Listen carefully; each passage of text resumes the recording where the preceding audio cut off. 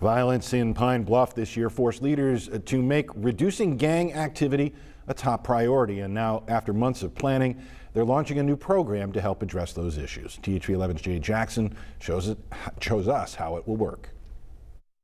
It's schools like Watson Chapel here in Pine Bluff that are about to see an increase in officers as a part of a program effort to reduce gangs. And in a meeting earlier this afternoon, Jefferson County Sheriff Lafayette Woods had a warning.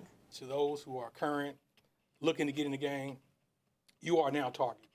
You are now target. A room full of stakeholders and committee members. That's their official titles, but the impact they want to make goes far beyond a grant given by the federal government for this new anti-gang program. This is not a promise to eradicate it, but it's certainly 100% a promise to put 110% efforts in what we're doing here to make sure we can minimize the threat to citizens in this room and abroad. The Gang Reduction Initiative of Pine Bluff, or G.R.I.P, focuses on intervention and prevention for at-risk youth. Over at Watson Chapel High School, going through metal detectors is one safety measure for teens, but the program aims to add an extra sense of security. We can't wait for the federal government to decide that this grant needs to be approved. We need to get started. We need to get started. And so everybody that we contacted all agreed to participate in this initiative.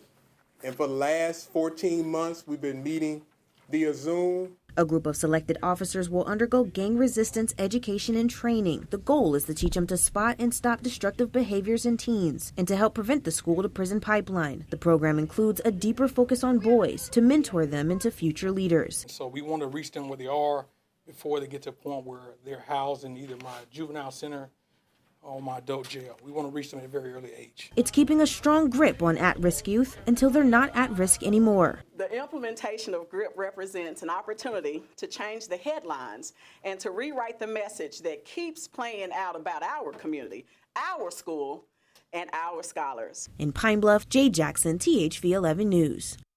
Jade, thank you. Those officers are already in training and will start mentoring in schools once they complete the training program.